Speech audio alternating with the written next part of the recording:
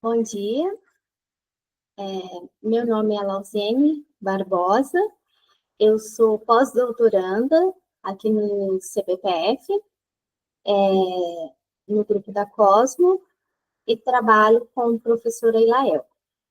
Então, eu vou apresentar para vocês um mini curso de cosmologia, que é a área de pesquisa, né? Vou falar basicamente sobre o que eu trabalhei durante o meu doutorado. Então, eu separei alguns tópicos que eu considero como sendo essenciais para ter algumas noções do que é cosmologia, né?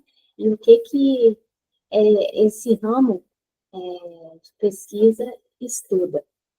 Então, desde já eu quero agradecer ao professor Elael pelo convite e espero contribuir de alguma forma para as atividades formativas de verão, edição 2025. Quaisquer dúvidas que surgirem, estou à disposição para os esclarecimentos. Espero que vocês gostem. Bom, então a primeira pergunta, né, a se fazer é o que é cosmologia? Nós temos aqui a imagem do campo profundo de Hubble, né, que é mais ou menos um mapeamento de 2.000 galáxias. Então, nós vemos aqui, né, o universo povoado de galáxias, que são esses pontos luminosos, estrelas. Então, o que seria a cosmologia? Então, a cosmologia, ela está interessada em estudar qual a origem do universo e como se formaram as estruturas que nós observamos nesse universo e a sua evolução como um todo. Mas algumas pessoas, elas acreditam que astronomia, astrofísica e cosmologia representam a mesma área, só que não, existem diferenças entre elas. Por exemplo, na astronomia, ela é a ciência que estuda o movimento dos corpos celestes, como, por exemplo, planetas, estrelas, cometas, galáxias, né? E também tudo que está fora da atmosfera terrestre, mas que tem a sua origem no espaço, como as auroras e os meteoros. E o enfoque principal da astronomia consiste em você fazer mapeamento dessas estrelas, catalogação, calcular o movimento desses corpos, né? Analisar tudo isso, fazendo através de observações usando radiotelescópios, satélites e telescópios. Por outro lado, a astrofísica, que é um ramo da astronomia, ela está interessada em estudar quais as propriedades físicas desses objetos e como, quais as propriedades físicas desses objetos e aplicar as leis físicas, ou seja, como esses objetos surgiram, quais as propriedades que eles apresentam, como, por exemplo, surgimento dessas estrelas, como elas surgiram, por exemplo, buracos negros, ondas gravitacionais, a detecção, né, a busca por matéria e energia escura no universo, e também tudo que está relacionado, tudo que existe nele, como, por exemplo, o meio intergaláctico e o meio interestelar.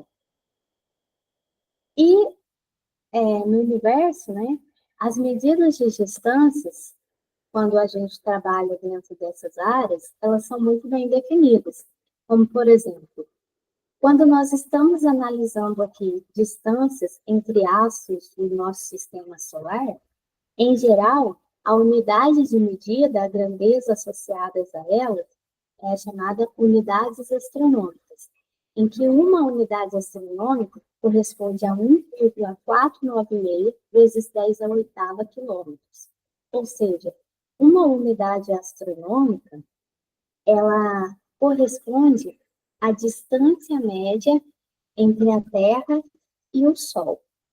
Então, essa distância média entre a Terra e o Sol corresponde a esse valor aqui em quilômetros. Por outro lado, quando a gente está analisando, por exemplo, distâncias entre estrelas, há quantos anos, qual é a distância em que essas estrelas se encontram de nós, né? E essa medida, né, essa grandeza que a gente utiliza, é dada em anos-luz. Então, um ano-luz é 9,46 vezes 10 a 12 quilômetros. Corresponde a 63.200 unidades astronômicas. Ou seja, um ano-luz é uma unidade de medida de distância, né, que se usa para descrever uma enorme extensão, que é da ordem de 10 elevado a 12 quilômetros. Ou seja, um ano-luz, ele corresponde a 9,46 trilhões de quilômetros, né? Então, isso são enormes estações entre esses objetos celestiais, né? Então, um ano-luz, em geral, representa a distância que a luz percorre em um ano terrestre. Já quando a gente está analisando distâncias entre galáxias e aglomerados de galáxias, que é o que, em geral, a gente adota aqui na cosmologia, então a grandeza que se usa é o megaparsec. Então, 1 megaparsec é 10 a sexta parsecs, é aproximadamente 3,086 vezes 10 a 22 metros. Lembrando que 1 parsec é aproximadamente 3,086 vezes 10 a 16 metros. Então, em resumo, lembre-se, primeiro nós temos aqui a astronomia, que é a ciência que estuda o movimento desses corpos celestes, então tudo que está associado ao sistema solar, né, e também o que acontece fora da atmosfera terrestre, mas que tem sua origem no espaço, como auroras e meteoros. E como que é feito esse estudo, né?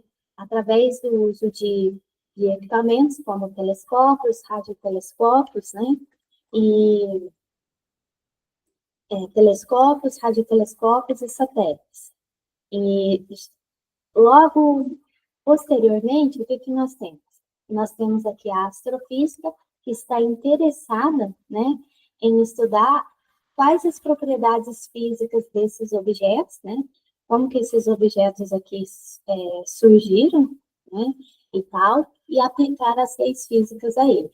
E, posteriormente, nós temos a cosmologia, que estuda desde a origem do universo até a formação dessas estruturas que nós observamos hoje nele e a sua evolução.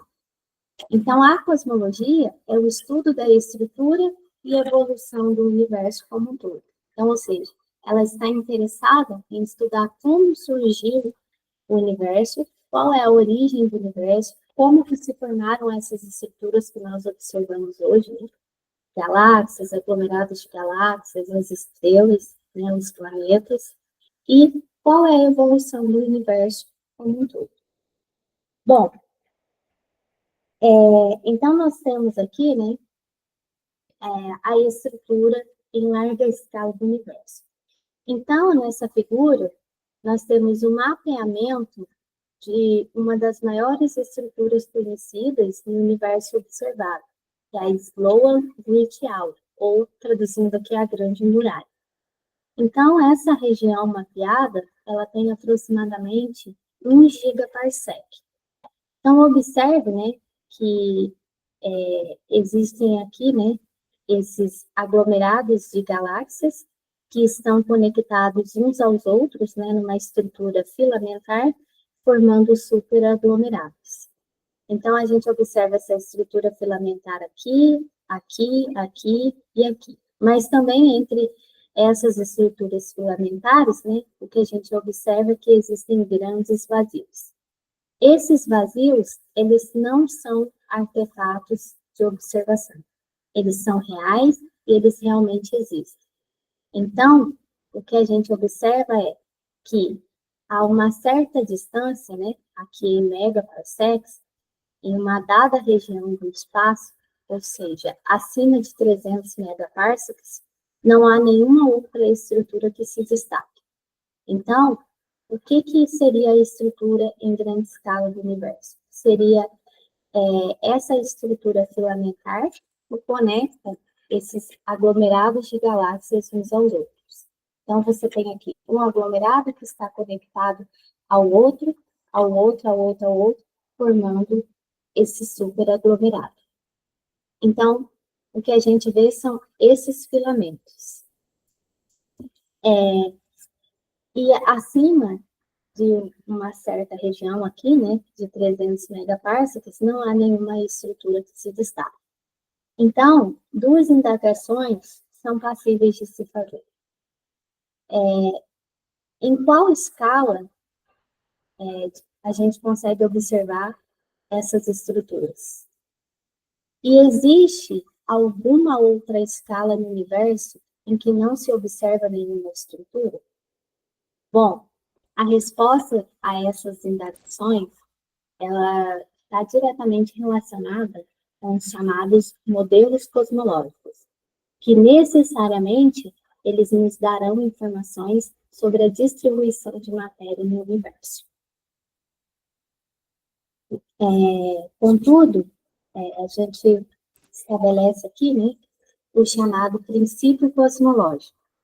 Como o próprio nome diz, né, ele é um princípio, então é um pressuposto a priori, e a partir daí a gente aplica as leis físicas. Então, o princípio cosmológico, ele não é uma lei física, ele é um pressuposto a priori, né, que funciona bem, e a partir daí a gente extrai as leis físicas, né? A gente analisa as leis físicas que surgem desse princípio. Então, o princípio cosmológico, ele diz o seguinte: que em escalas suficientemente grandes, o universo é homogêneo e isotrópico. Homogêneo no sentido de que o universo é o mesmo em qualquer posição do universo. Então, ou seja, em qualquer posição que eu estiver no universo, eu vou ver sempre ele como sendo o mesmo. Se eu estiver aqui, eu vejo o universo assim. Se eu estou aqui, eu vejo da mesma forma, aqui, aqui, em qualquer posição, o universo ele é visto como sendo o mesmo, ele não muda. E além disso, ele é isotrópico, ou seja, para qualquer direção no espaço que eu estiver e olhar, eu vejo sempre o universo como sendo o mesmo. Só que isso é a partir de uma certa escala. Então, escalas acima de 200 megaparsec. Aí o universo ele é homogêneo. Bom, então, pensando aqui, né, nessa ideia de homogeneidade e isotropia, e como que eu posso relacionar com o que a gente observa, com o que tem no universo observado. Então, imagine que a gente tem esse cubo de galáxias de lado 300 megaparsecs. Então, em qualquer posição em que eu me encontre, aqui dentro desse cubo, né, eu sempre vejo o universo da mesma maneira. E para qualquer direção que eu olhe, se eu estiver aqui e olhar, eu vejo o universo assim, nesse ponto eu vejo assim, assim, assim. O universo, ele também não muda, então ele é homogêneo e isotrópico. Para os matemáticos, homogêneo quer dizer que ele é invariante às translações. E isotrópico, ele é invariante às rotações. E aqui, né, nós temos a estrutura em larga escala do universo, né? A gente vê aqui os aglomerados de galáxias, eles conectam-se entre si nessa estrutura filamentar, né? E formam superaglomerados. Então, a gente observa que eles existem em algumas distâncias. Já em certas distâncias, eles já não há nenhuma estrutura observável que se destaque. Bom, então, duas implicações importantes do princípio cosmológico nós podemos extrair. A primeira, o universo, ele é homogêneo, né? Então ele não tem extremidades. E além disso, se ele é isotrópico, em qualquer direção que eu tiver olhar o universo, eu vejo sempre o mesmo, então ele não possui um centro. Porque senão, se ele possuir uma extremidade, ele violaria a homogeneidade. E se ele possuir um centro de expansão, ele vai violar a isotropia. Então, veja que o princípio cosmológico, né, ele é muito bem estabelecido. Bom, mas qual seria uma outra evidência que a gente tem, né, da expansão do universo? Bom, uma segunda evidência que ficou bastante conhecida no século XIX foi o paradoxo de Olbers. Então, no século XIX, Wilhelm Olbers, um astrônomo alemão, ele propôs a seguinte pergunta, né? Por que o céu noturno é escuro se quando a gente olha para a linha divisada, né? Em cada galáxia que eu tiver, eu sempre estou vendo uma estrela. Então, por que o universo ele não é tão brilhante como o Sol? Porque não é isso que a gente enxerga. O que a gente observa é que o céu noturno, embora ele seja povoado de estrelas, mas ele é escuro. Então, por que o céu noturno é escuro? Bom, pelo princípio cosmológico, o universo ele é homogêneo e isotrópico, né, a uma certa escala, maiores que 200 megapascals. Além disso, vamos supor que o universo ele seria infinito e invariável no espaço e no tempo. Então, ou seja, ele, em média, ele é uniformemente povoado por galáxias repletas de estrelas. Então, qualquer observador que estivesse aqui, por exemplo, nessa galáxia, ele olharia para cá e avistaria uma estrela. Essa galáxia sempre veria uma estrela, e à frente dessa galáxia sempre uma estrela. Então, a linha divisada do céu, eu estaria, qualquer observador numa galáxia, ele está sempre vendo uma estrela. Mas por que então, o céu não é brilhante assim como o Sol? Bom, algumas possíveis respostas a esse paradoxo. A primeira explicação dada pelo próprio Olbers foi a de que a poeira interestelar absorve a luz das estrelas, o que está errado, porque com o passar do tempo, essa poeira interestelar ela entraria em equilíbrio térmico com a luz das estrelas, e ela também passaria a brilhar. Uma segunda explicação é a expansão do universo ela degrada a energia de forma que a luz de objetos muito distantes ela chega muito desviada para o vermelho e, portanto, muito fraca.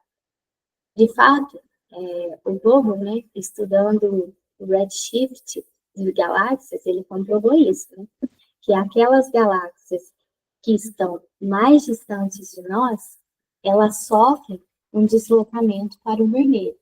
Então, quanto mais para o vermelho aponta o espectro emitido por aquela galáxia, né? Então, quer dizer que mais para o passado do universo a gente está olhando, e mais distante de nós aquela galáxia se encontra. Então, de fato, a expansão do universo, ela degrada a energia de forma que a luz de objetos muito distantes chega desviada para o vermelho, portanto, muito fraca. Mas isso não explicaria de tudo o problema. Por quê? Além disso, nós sabemos que a velocidade da luz ela é finita, então ela leva um tempo para viajar até lá e chegar até nós. Então, se hoje o universo ele tem 13,7 bilhões de anos, então quer dizer que esse tempo, né, ele corresponde ao tempo em que a luz levou, né, para viajar até nós. Ou seja, as distâncias que essas galáxias ocupam hoje levou 13,7 bilhões de anos para que essas galáxias ocupem essas dadas posições no espaço. Né? Então, o que aconteceu com as galáxias que emitiram luz antes de 13,7, além de 13,7 bilhões de anos, a gente ainda nem conseguiu observar a luz emitida por essas galáxias. E como a gente sabe, o universo ele tem uma idade finita, que, ou seja, existiu um momento em que essa expansão do universo ela começou, né, e ela ocorreu em todo o universo, ela envolve todo o universo, e nesse ponto, inicialmente, todas as galáxias estavam unidas. Então, se hoje o universo tem 13,7 bilhões de anos, então ele tem uma idade finita. Com isso, o universo ele não é infinito, porque ele tem uma idade finita. Então, ele não é infinito, nem é invariável no tempo e nem no espaço. Ou seja, ele evolui com o tempo. Então, qual é a explicação, né? A escuridão da noite, ela seria um indício de que o universo ele teve um início. Então, ele não é eterno e nem infinito. E quando foi isso, né? Seria o universo hoje, com 13,7 bilhões de anos, então isso corresponde que a um tempo em que essas galáxias gastou esse tempo, né, para ocupar essas distâncias que a gente observa elas hoje no universo. Então, a luz emitida por elas, né, e que a gente consegue observar hoje, gastou 13,7 bilhões de anos para chegar até nós.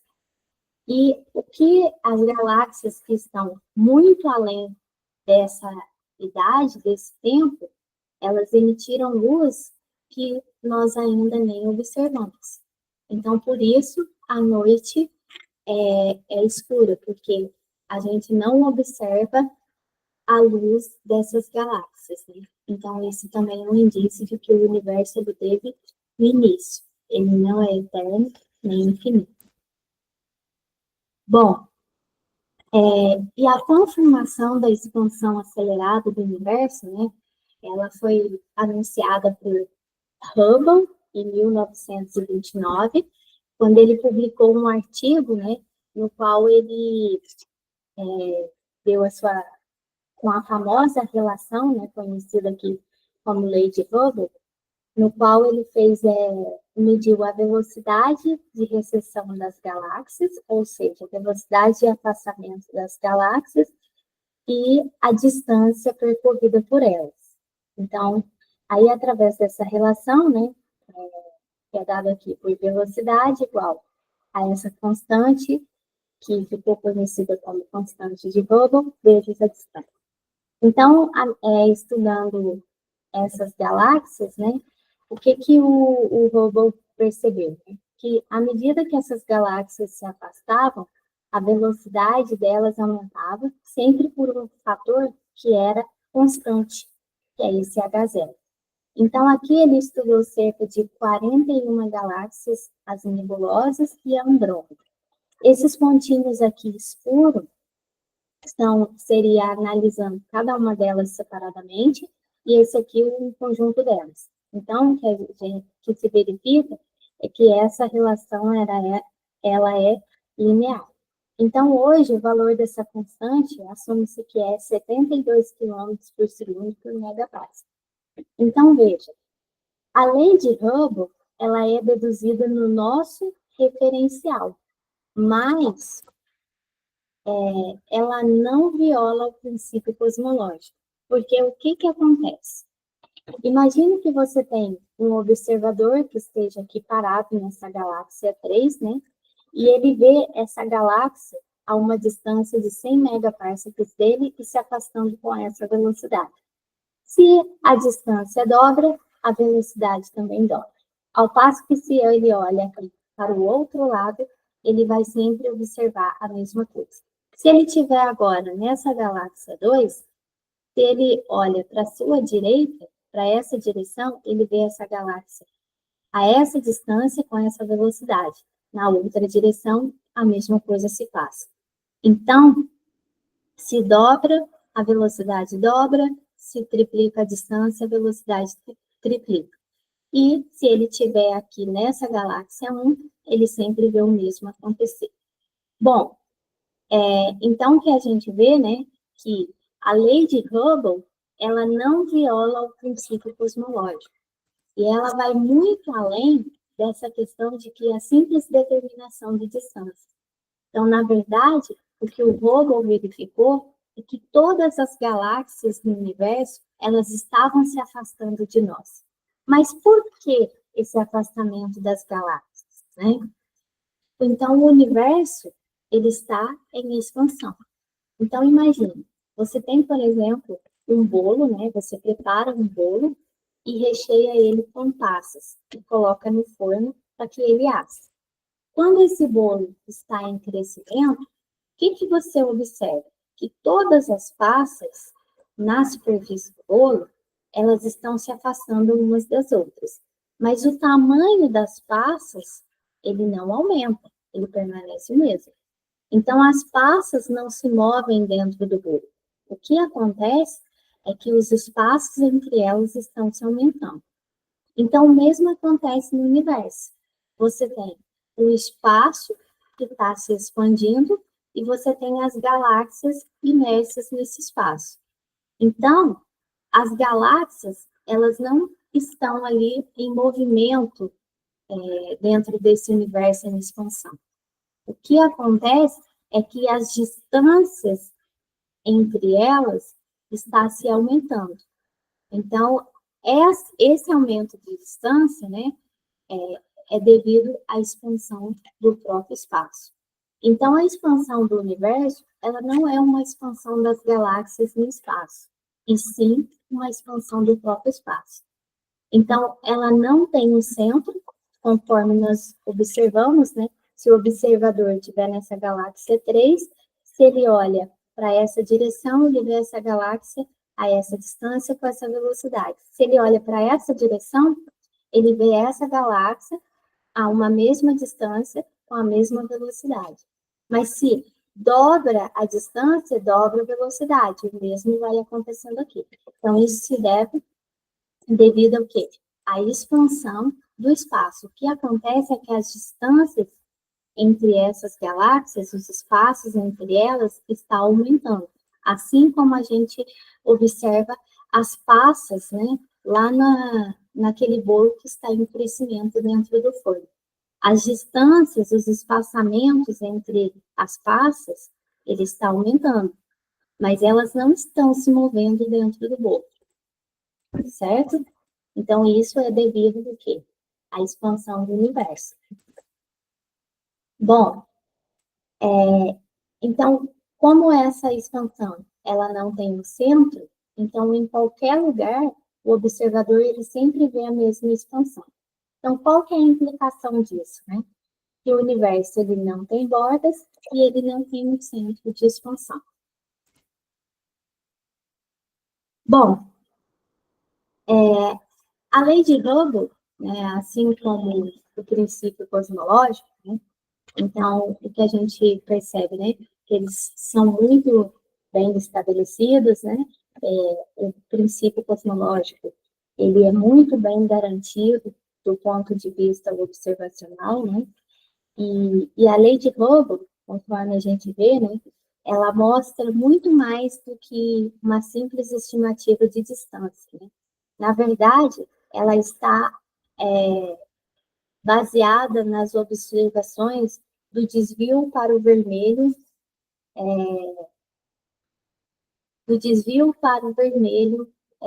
de um foco de luz, né, emitido por uma galáxia.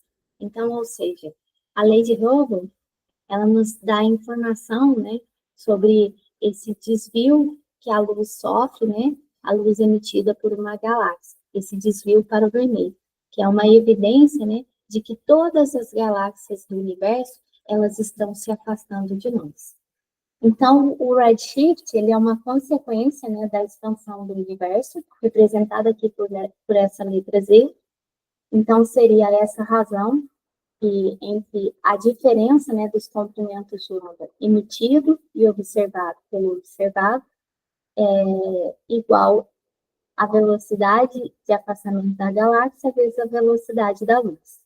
Bom, então a evidência dessa expansão, ela é dada pelo espectro de cores emitidos pelas galáxias. Então, o que o Hubble fez, né? Ele, usando espectroscopia, ele conseguiu examinar a luz dessas galáxias, né, num estudo que começou em 1920. E em 1929, ele publicou o seu paper, né, confirmando de que essas galáxias, elas sofriam um redshift, um deslocamento para o vermelho, né, e que essas galáxias estavam se afastando de nós. Então, as galáxias mais distantes, elas emitiam comprimentos que tendiam à extremidade mais vermelha no espectro eletromagnético. Então, aqui nós temos a ilustração, né, do que seria esse redshift cosmológico sofrido por um fóton quando uma galáxia o emite. Então, quando o espaço expande, o que acontece com o comprimento de onda da luz emitida por essa galáxia? Então, ela é estirada.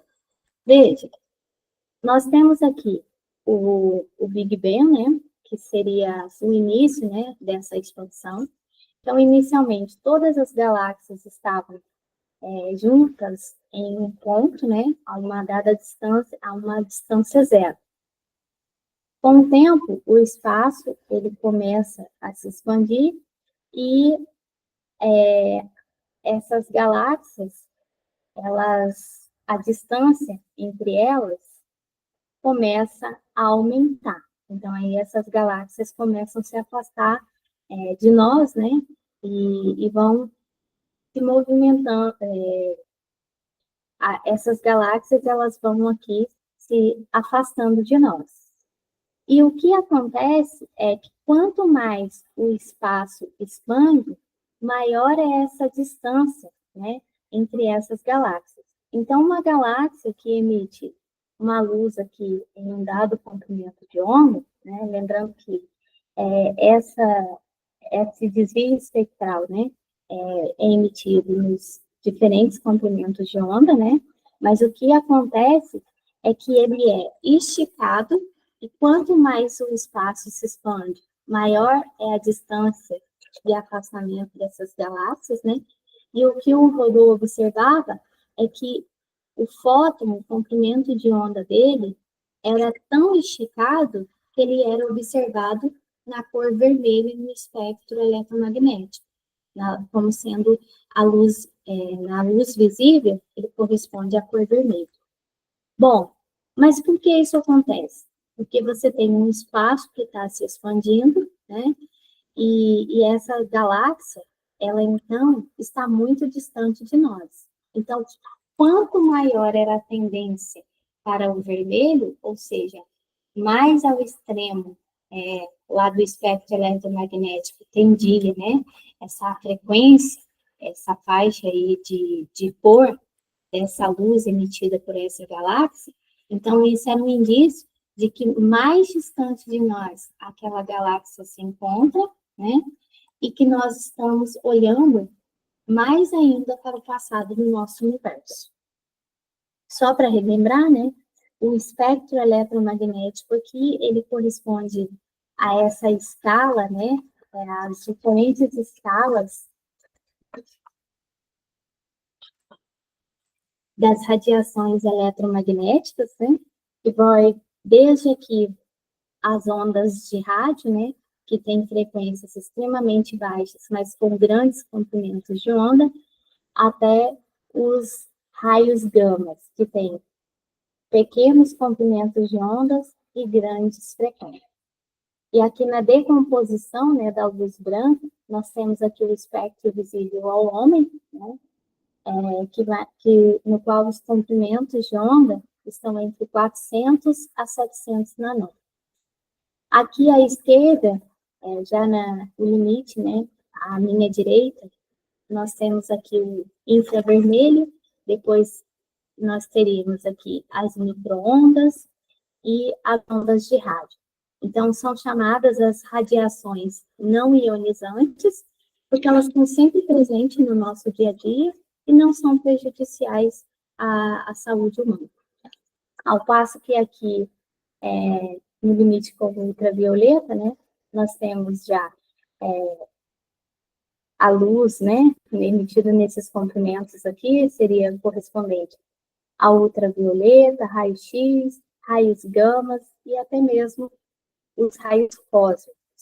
Então, essas radiações aqui emitidas nessas frequências, com esses comprimentos de onda, são chamadas de radiações ionizantes. Então, elas são prejudiciais à saúde humana.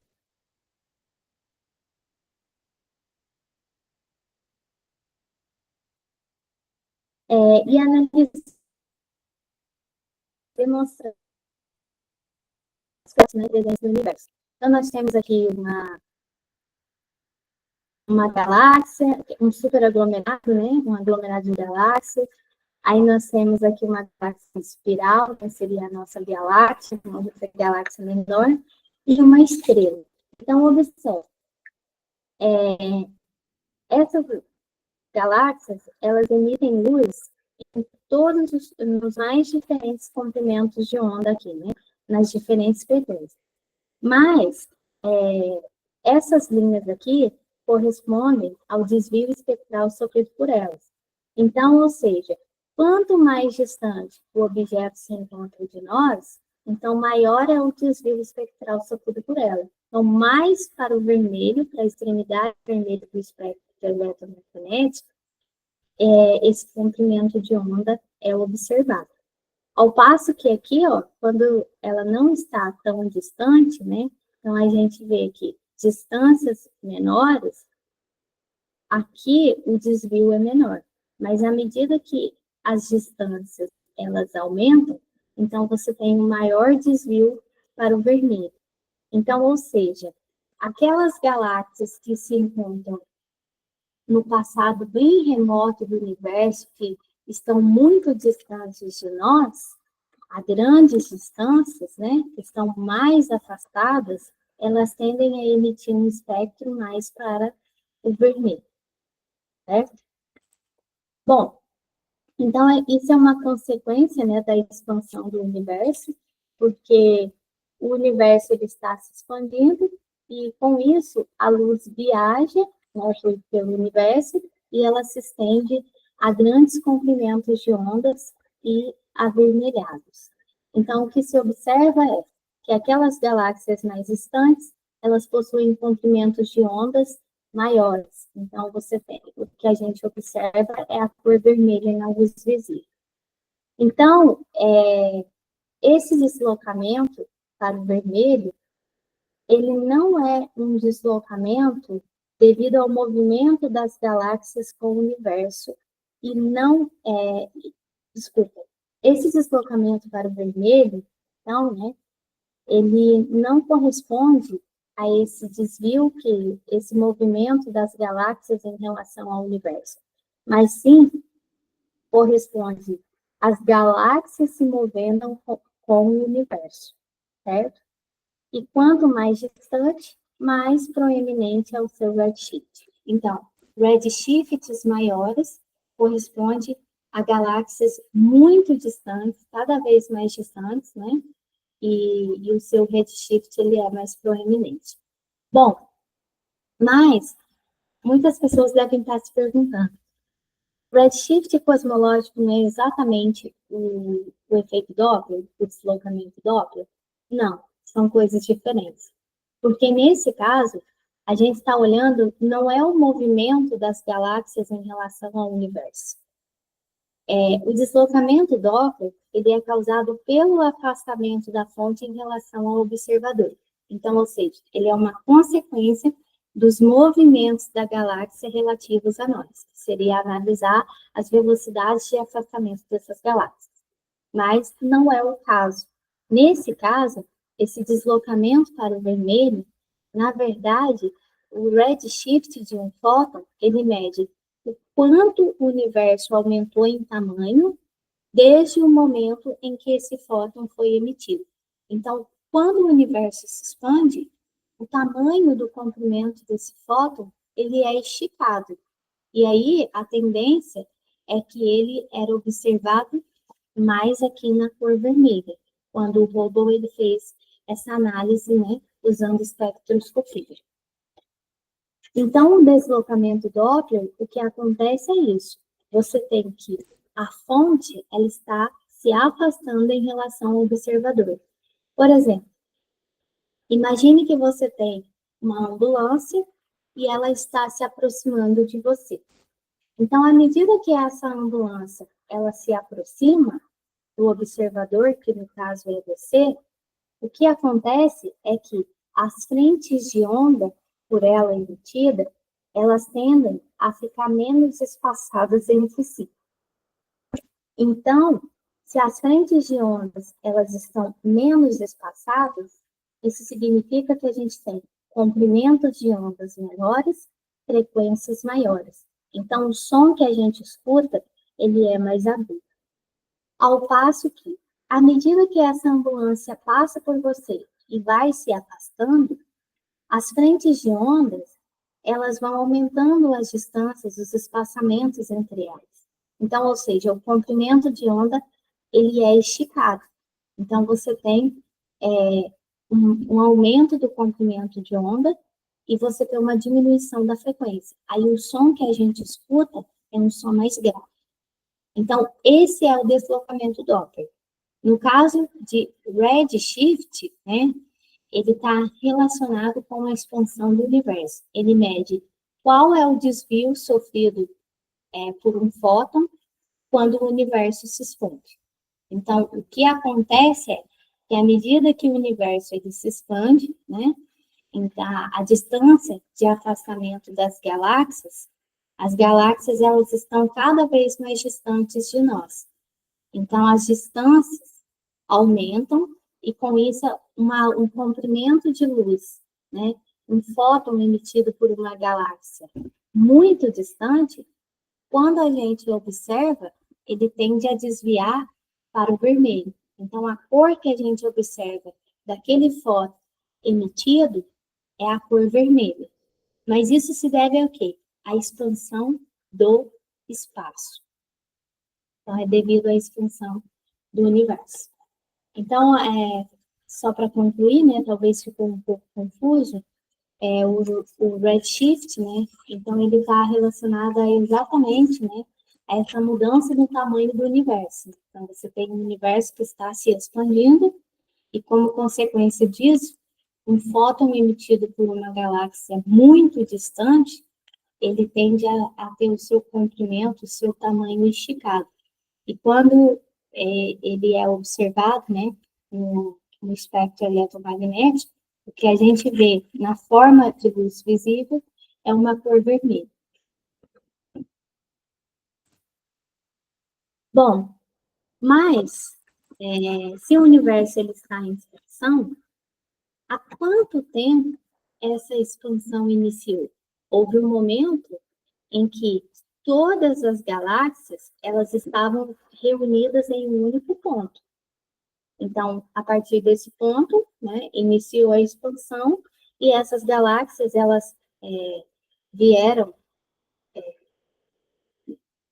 nesse universo que estava em expansão. Aí essas galáxias elas vieram, né, adquiriram uma dada velocidade e a distância entre elas foi aumentando, né, nesse universo em expansão, e a gente consegue observá-las nas distâncias atuais. Mas só que isso gastou um tempo. Então, a gente quer saber quando isso aconteceu. Então, nós associamos com a idade do universo, que é o chamado tempo de Hubble. Então, para isso, vamos assumir que essa taxa de expansão, ela permaneceu constante no tempo. Ou seja, se ela permaneceu constante no tempo, então ela ocorreu em todo o espaço, né? Ela sempre foi a mesma. Então, pela lei de Hubble, nós estimamos este tempo. A gente sabe que V é igual a H0 vezes T, né? H0, conforme foi mencionado em alguns slides anteriores, né? Ele tem dimensões de quilômetro por segundo por megaparsec. Então, quando a gente analisa, né, as unidades de medida, o H0, ele tem dimensão de 1 sobre segundo, que é exatamente o tempo. Então, daqui a gente tem que tempo é distância por velocidade. Quando eu substituo a velocidade usando essa relação, eu tenho que o tempo é 1 sobre H0. Então, ou seja, esse tempo é chamado de tempo de Hubble. E quando a gente usa aquele valor, a gente obtém algo como 13,6 giga-anos. Ou seja, há 13,6 bilhões de anos, todas as galáxias estavam juntas em um mesmo ponto. Então, o que a gente observa é que a idade do universo ela é finita. Então, aquela ideia de que Hilbert pensava que o universo ele era infinito, né? Então, isso aqui é quebrado, que comprova que o universo ele teve um início, né? E ele tem uma idade associada a ele. Então, o ponto onde essa expansão começa, né? Ele está a 13,6 bilhões de anos. Então, quer dizer que para as galáxias ocuparem essas distâncias atuais, isso levou 13,6 bilhões de anos, que corresponde à idade do universo. Então, nesse ponto inicial, no qual a expansão teve início, né, matéria e radiação estavam confinadas, ou seja, fortemente acopladas nesse ponto. E através dele, a matéria se expandiu para todos os lados a grandes velocidades. Então, esse ponto inicial, né, é a singularidade e o que a gente denomina hoje como sendo Big Bang. Bom, então o tempo de Hubble ele pode ser considerado como uma estimativa da idade do universo. Então, isso implica que quando você calcula H0 através de medidas de velocidade de galáxias, você consegue estimar a idade do universo. E, além disso, uma vez que você conhece, por exemplo, o redshift das galáxias, né, e conhece a velocidade delas ou a distância, você também consegue estimar exatamente qual era o tempo em que essa galáxia se encontrava lá nos primórdios do universo, que é o chamado look-back time, que é você estimar, né, qual era a idade do universo através de medidas de redshift. Mas quando você faz essa estimativa de idade do universo, né, existem alguns problemas. O primeiro deles está relacionado à incerteza do valor de H0. Bom, de acordo com as observações, né, hoje em dia, usando dados de supernova do tipo A, o valor de H0 obtido é diferente, né, do valor obtido quando se usa dados da radiação cósmica de fundo. Então, como explicar, né, essa diferença de valores obtidos? Então, isso é algo chamado tensão de H0. Além disso, nós estamos assumindo que a velocidade de expansão permaneceu constante no tempo, o que pode não ser verdade, porque é como se o universo ele não tivesse sofrido nem aceleração e nem desaceleração. Mas o que a gente conclui é que a idade do universo ela é finita e o universo ele teve um começo. Mas o que significa, então, o Big Bang? Se ele é o ponto inicial e ele é uma singularidade. A visão errônea que a gente tem do Big Bang hoje é de que ele foi uma grande explosão e que a partir daí o universo, que após essa explosão, né, toda a matéria foi ejetada para todos os lados e as galáxias se formaram, as galáxias que nós observamos no universo atual.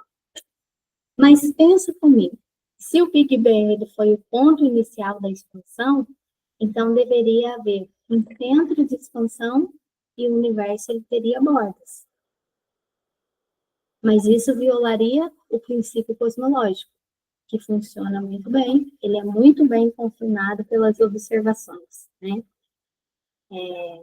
Então, o que seria o Big Bang? O Big Bang, o conceito mais correto ele envolveu tudo, né? Tanto matéria quanto radiação, enfim, o próprio universo.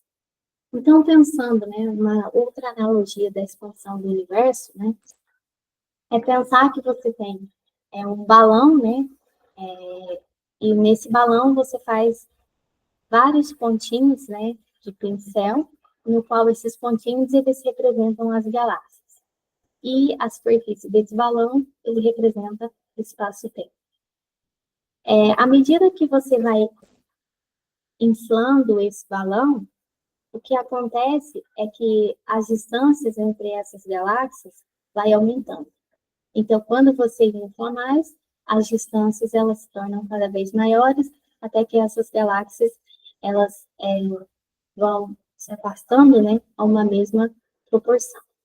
Então, essa média de distâncias aqui de afastamento entre as galáxias é o que a gente denomina fator de escala. Ele te dá o tamanho do universo, né? Então, isso aqui é uma analogia do universo expansão. Então, houve um instante em T igual a zero, que o universo era a própria singularidade. Então, além disso, né, nós podemos nos perguntar, qual é o futuro, então, do universo, se ele começou a partir de uma singularidade? Qual o destino do universo? Considerando que a única força relevante em grandes escalas é a força gravitacional, então existem duas possibilidades para a evolução do universo. Ou ele pode se expandir eternamente, ou em algum momento essa expansão ela para e o universo volta a se contrair, que seria o caso. O universo ele vai se expandindo até um certo ponto, né? E através desse ponto ele começa a se contrair. Seria ele voltar, né, nessa singularidade, seria o colapso. Qual dos dois caminhos será seguido? Isso depende da quantidade de matéria presente no universo, que é algo que a gente vai determinar logo adiante. Mas antes disso, né, eu quero ressaltar, né, que quando você, igual eu mostrei, né, a média de distâncias, né, de afastamento entre as galáxias, é o que a gente chama de fator de escala no universo. Ele mede o tamanho do universo. Bom, então o fator de escala, ele pode ser relacionado, ele relaciona a distância física com a distância comóvel. Lembrando que a distância comóvel é aquela que independe, né, do tempo e ela depende apenas da expansão do universo. Então, hoje, nós sabemos que o fator de escala do universo ele é igual a 1. Mas no início da expansão, quando o universo, essa expansão iniciou, né, que a gente chama lá de T igual a zero, o fator de escala ele era zero. Então, dessa expressão que relaciona a escala física com a distância comóvel, nós podemos, né, usando aí cinemática, determinar uma expressão que é chamada taxa de expansão, que é o parâmetro de Hubble. Então, quando eu derivo essa relação, né, eu tenho essa expressão 6, e dividindo ambos os lados pela escala física, que agora a gente está interessado, né, no referencial comóvel, né, porque está diretamente relacionado à expansão do universo, quando comparamos com a lei de Hubble, a ponto sobre A é exatamente o H. Então, o que a gente chamava de constante de Hubble, na verdade, o termo correto em cosmologia é dizer parâmetro de Hubble, porque o parâmetro de Hubble, ele mede o quanto o universo está se expandindo. Bom, e uma outra evidência, né, dessa expansão do universo é a chamada radiação cósmica de fundo. Então, atualmente, a radiação cósmica de fundo, ela é a maior ferramenta observacional, né, disponível para o estudo do universo primitivo, pois ela traz informações, né, dos primeiros segundos ali, logo após o início do universo, logo após o Big Bang, no caso. Além disso, a radiação cósmica de fundo, ela nos traz informações importantes, né, sobre a física de altas energias, em escalas de energia que ainda não foram acessadas, né, pelos experimentos que nós temos aqui na Terra. Então, essa radiação cósmica de fundo, né, na forma de microondas, ela foi descoberta de forma acidental em 1964 pelos engenheiros de telecomunicações, né, o Arno Penzias e o Robert Wills. Então, o que eles fizeram, né? Eles mediram um sinal eletromagnético que adivinha de todas as direções do céu, igualmente, né? Então, esse sinal eletromagnético, ele adivinha de todas, de forma igual, né? De todas as direções do céu. E anteriormente, nos anos 40, o Gamow e o Alpher, eles já tinham previsto que eles já tinham previsto, né, a existência de uma radiação remanescente no início do universo. Então, ela, por sua vez, né, é o que chamamos de radiação cósmica de fundo, que tem uma temperatura de 2,73 Kelvin. Então, observe, né, que existem aqui as regiões mais quentes, aqui em laranja, e as regiões mais frias. Mas quando se faz a média de temperaturas entre elas, essa temperatura ela permanece mesmo, nesse fundo homogêneo isotrópico, né? Então, essa temperatura é da ordem de 2,73 Kelvin. E ela tem um espectro de corpo negro. Por quê? Porque, olha só,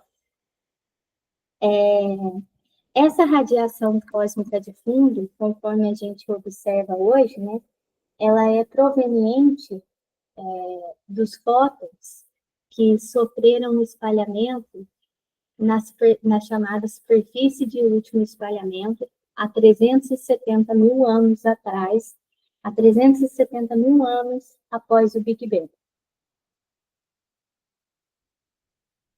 Então, anterior a essa época, né, quando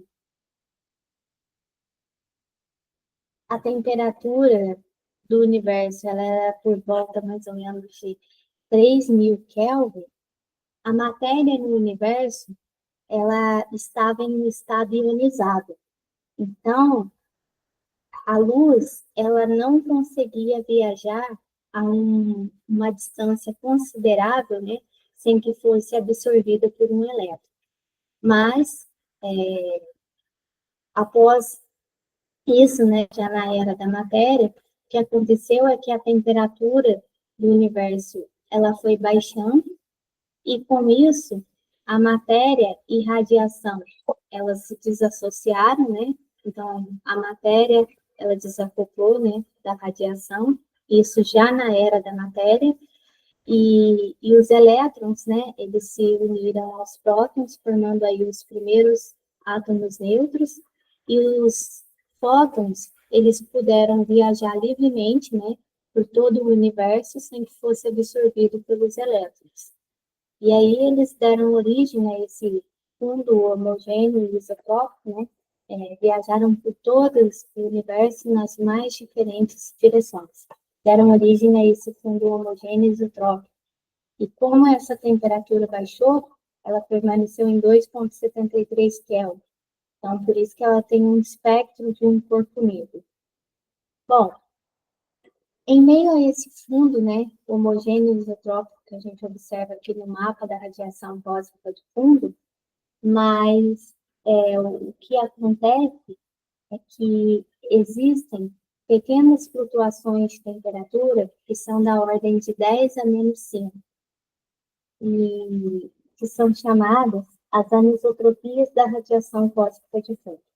Então, essas flutuações de temperatura no universo, acredita-se que elas sejam as sementes, né, foram as sementes que deram origem às grandes estruturas que vemos hoje. Bom, então a radiação cósmica de fundo, ela também é importante, né, primeiro porque ela traz essas informações ali dos primeiros instantes, né, logo após o Big Bang, do universo primordial. Mas ela também fornece informações para calcular a idade do universo, né, como se formaram essas estruturas e tudo isso. Bom, então a pergunta, né, de qual será o futuro do universo está diretamente relacionada, né, com a distribuição de matéria presente nele. Então, vamos pensar, né, que, considerando aqui, né, a cosmologia newtoniana, que nós temos um modelo simples, né, que descreve a evolução do universo, que seria uma esfera, né, com uma distribuição homogênea de galáxias. E porque o que nós estamos interessados em obter, né, seria essa densidade crítica do universo, né, que corresponde qual é a quantidade mínima, né, de matéria presente no universo. Então, nós queremos determinar qual é o valor desse parâmetro. Então, para isso, a gente, usando cosmologia newtoniana, vamos supor esse modelo simples do universo. Então, essa esfera, né, ela tem uma massa emisão e está contida, né, num raio R. Então, a distância que vai aqui, né, do centro dessa esfera até a borda, né, ela é denominada por uma distância que a gente chama aqui R. E na borda aqui dessa esfera, a gente tem uma galáxia de massa mzinho que se move com velocidade v, dada aqui pela lei de Hubble. Então, a energia total dessa galáxia, ela se conserva durante a expansão, né? Então, ela tem energia cinética mais energia potencial. Só que a força que atua aqui, né, é a força de atração gravitacional. E ela é sempre contrária à expansão. Então, por isso, nós temos aqui menos G, Mzão, Mzinho sobre L. Então, multiplicando todo mundo aqui por 1 sobre M, o que a gente obtém é que a energia total é V quadrado sobre 2, menos G, Mzão sobre R, né? E vamos analisar os casos aqui. Bom, se a energia cinética é maior que a força de atração gravitacional que detém na expansão, então o que acontece é que o universo ele vai se expandir eternamente. Então a gente chama de universo não ligado. Se a, a, a força de atração gravitacional ela é maior que a energia cinética, né? Então, a gente tem o caso do universo em contração, que seria um universo ligado. E o limite assintótico entre eles seria o caso em que E é igual a zero, é o caso do universo marginalmente ligado. Bom, então nós podemos tentar, né, através do que está ilustrado nessa figura. Então, a gente tem o caso, né, em que a densidade, ela é maior que a densidade crítica, né, no caso em que a energia, ela é positiva, então a gente tem um universo não ligado, teria uma expansão eterna. No caso em que a energia, ela é menor que zero, então a gente tem um universo que vai colapsar, certo? Desculpa já falar em colapso, então a gente tem um universo ligado. E o limite assintótico entre eles, né, que seria o limite E igual a zero, então a gente tem caso marginalmente ligado. Bom, então usando a lei de Hubble, né, para a velocidade dessa galáxia de massa mzinho, localizado na superfície da esfera, a gente, conforme dado por 9, né, e considerando a distribuição de massa na esfera de raio Rzão, conforme dada por 10, onde agora a gente tem densidade vezes volume. Essa densidade vamos chamar de densidade Rossby. Então, por caso de um universo marginalmente ligado, que seria o limite assintótico entre os dois, quando você substitui essas expressões, a gente chega a essa expressão aqui, 12, né? Que ao isolar você, a gente obtém aqui a expressão 13. Então, essa é a expressão para a densidade crítica do universo. Ou seja, a densidade crítica é a mínima densidade que vai definir a fronteira entre o universo ligado e o universo não ligado. Bom, da hipótese do universo marginalmente ligado,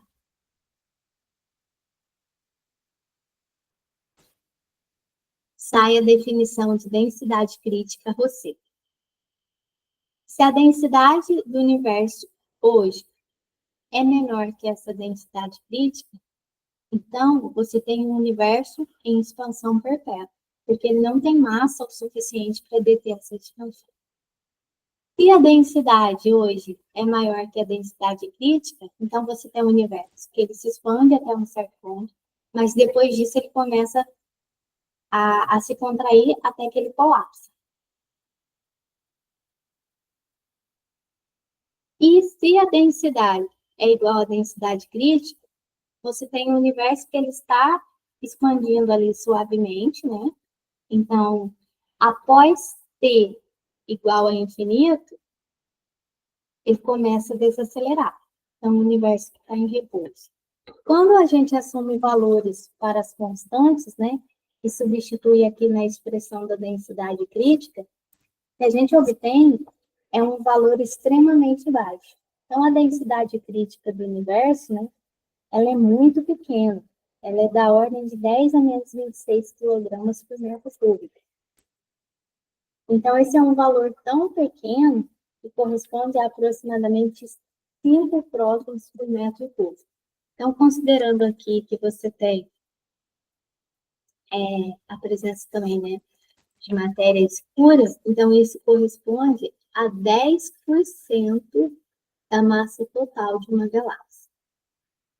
Então, quando a gente olha, né, a distância, né, o tamanho do universo em relação à sua evolução no tempo, né, considerando aqui, né, o início da expansão.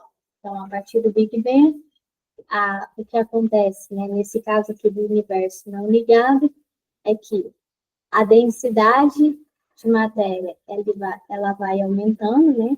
Então, você tem o caso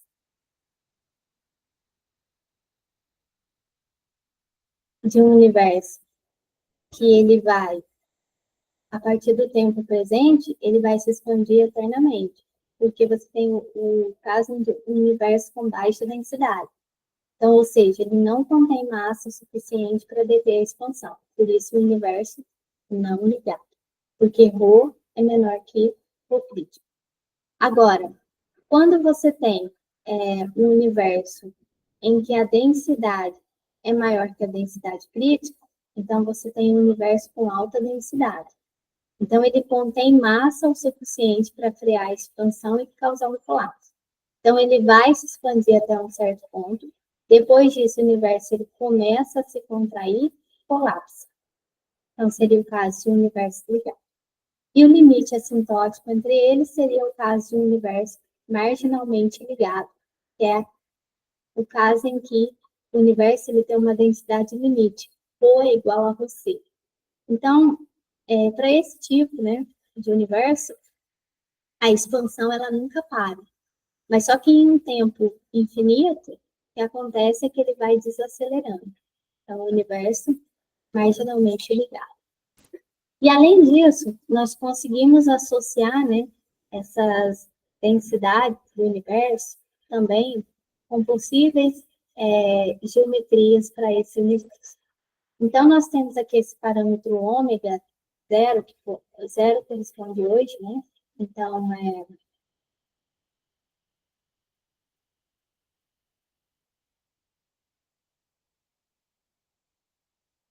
não, ômega zero, que corresponde ao início da expansão, né? Então, esse parâmetro ômega é chamado parâmetro de densidade. Então, ele permite três interpretações geométricas, né? Relacionando lá com a densidade que a gente tem hoje e a densidade crítica. Bom, no caso em que esse parâmetro, lá no início da expansão, ele é maior que 1, né? Então, a geometria associada ao universo, ela é fechada. Se esse parâmetro ele é menor que 1, então a geometria do universo ela é aberta. A gente tem aqui uma hipérbole. E se esse parâmetro é igual a 1, então a geometria do universo ela é plana. Mas qual é a densidade do universo? Visto que esse parâmetro ele é essencial para distinguir entre esses modelos, né? Então, a gente define o parâmetro de densidade, que é essa razão entre a densidade hoje pela densidade crítica. Então, veja, relacionando, né, os valores que a gente tem, os tipos de universo que a gente tem com a geometria, então, analisando, olha só.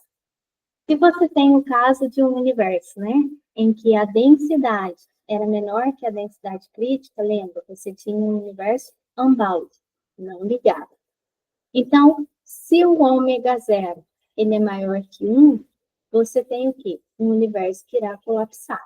Então, o que acontece nesse universo é que ele é fechado e ligado. Então, seria esse caso aqui. Então, a geometria do universo, ela é fechada, e esse universo, ele se expande, mas após um certo tempo, ele vai se, ele começa, né, a se contrair até que ele sofre um colapso. Então, é o que a gente chama de Big Crunch, ou morte quente do universo. Eu vou falar logo adiante o que é. Bom, quando o parâmetro de densidade ele é menor que 1, então você tem uma geometria do universo, né? Então, seria aberta, então você tem um universo aberto, mas a expansão, ela é eterna. Então, você tem o caso de um universo que se expande para sempre, e ele é aberto e não ligado. E o limite assintótico entre os dois seria o caso de um universo plano, né? Em que a expansão, ela é suave. Então, o universo ele vai se expandindo de forma suave, né? Ele é marginalmente ligado, mas em um instante t igual a infinito, ele começa a desacelerar.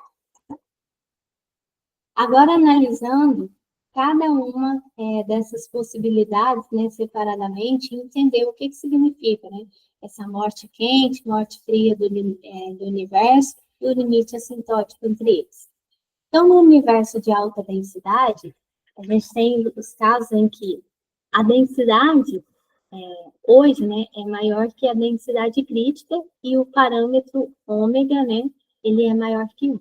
Então, o que acontece? Se esse universo, lembre-se, ele tem uma quantidade de matéria o suficiente para deter essa expansão. Então, se a expansão ela para em um dado momento e o universo ele começa a se contrair, o que vai acontecer? Os fótons emitidos pelas galáxias mais próximas, elas começariam a apresentar blue shift ao invés de red shift. Já aquelas galáxias muito distantes ainda apresentariam redshift, porque a luz observada corresponde ao passado dessas galáxias. Por outro lado, como a temperatura do universo ela estaria aumentando, as colisões entre galáxias se tornariam mais frequentes. E após um certo tempo, aumentaria também essas colisões entre estrelas. Então, você tem um caso de um universo que vai retornar a um ponto, que é a singularidade, é o que a gente chama de morte quente do universo, o Big Crunch. Que seria esse caso. Você tem um universo aqui que tem alta densidade, então ele tem matéria suficiente para parar essa expansão. Mas depois de um certo tempo, ele volta ao ponto inicial, a singularidade, ele colapsa. Então, é como se o universo ele sofresse uma morte quente. Por outro lado, no universo de baixa densidade, né, o que estaria acontecendo? Quando a densidade é menor que a densidade crítica, esse universo ele vai se expandir eternamente, porque ele não tem matéria suficiente para deter essa expansão. Então, as estrelas e, portanto, as galáxias, elas vão evoluir eternamente. Só que a temperatura desse universo, ela continua baixando. E ela vai baixando cada vez mais.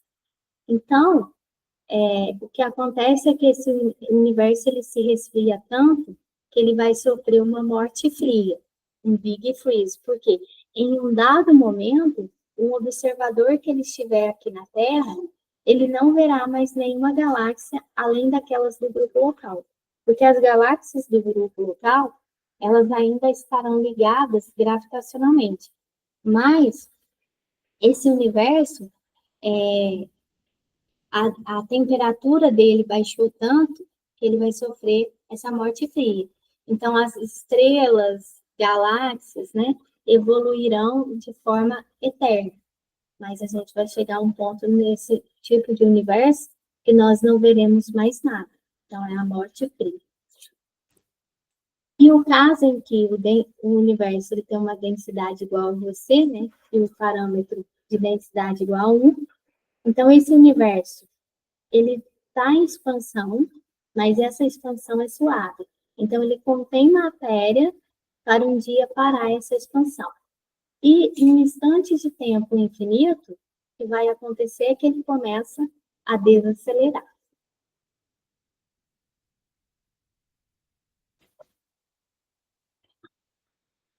Com isso, nós analisamos cada um desses casos, né? Então, o Big Crunch, que a gente chama de Big Freeze, e o limite assintótico entre eles. Qual destino o universo seguirá? Ainda não sabemos. Mas o que sabemos hoje em dia?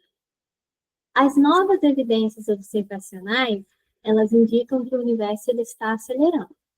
E essa aceleração, ela já tinha sido prevista, né, pelo modelo cosmológico relativístico através da chamada constante cosmológica lambda. Mas qual é a interpretação física de lambda? A real interpretação física de lambda ainda é desconhecida.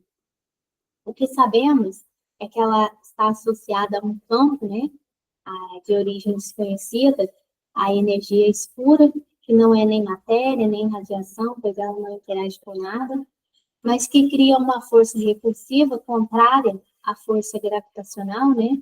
E o seu efeito ele é observado apenas em grandes escalas. E que está fazendo o universo acelerar, né? O universo ele está em expansão, mas que está fazendo acelerar essa expansão.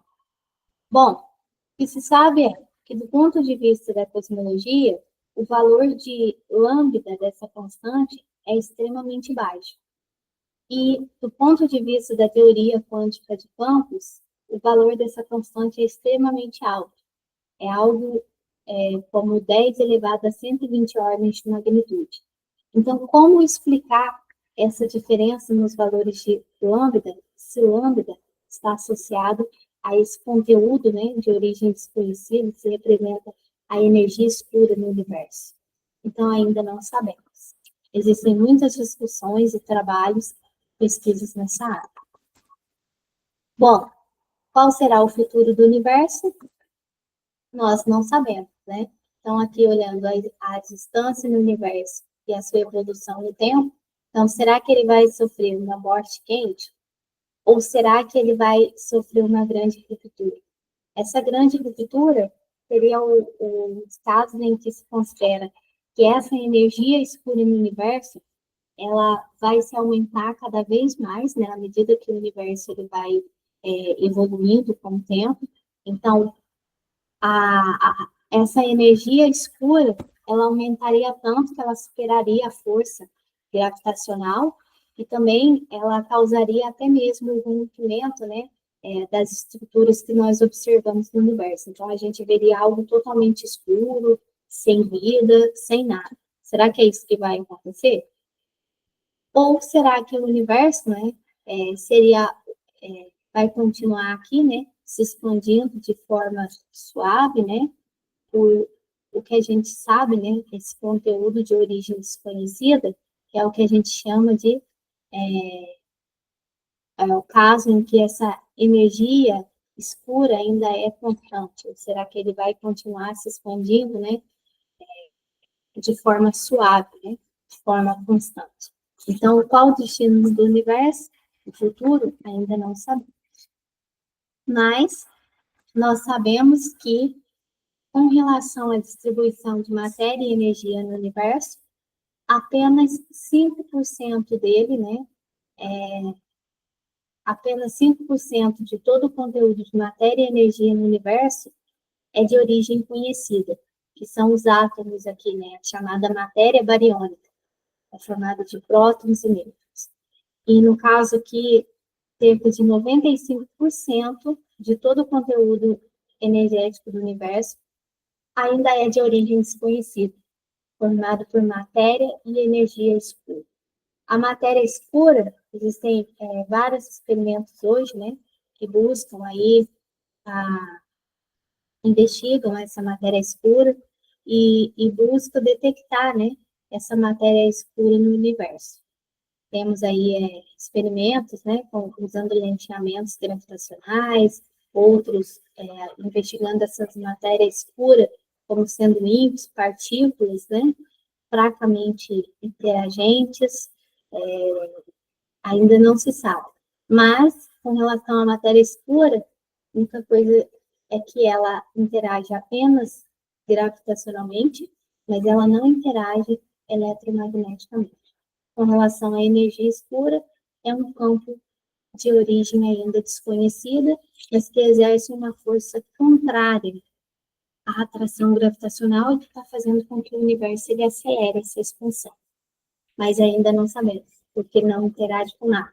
Não é matéria, não é radiação, e a gente só consegue observar, né, a grandes distâncias. Então, ainda não sabemos o que é energia escura, né, e nem a matéria escura. Bom, então com isso eu encerro a minha primeira aula. Obrigada. Eu espero que vocês consigam entender, quem assistir, né, essa primeira parte do mini curso, mas se ainda não ficou claro, ao longo das próximas aulas, eu pretendo discutir um pouco mais sobre alguns temas que eu já apresentei aqui nessa primeira aula. Obrigada e espero vocês na próxima aula.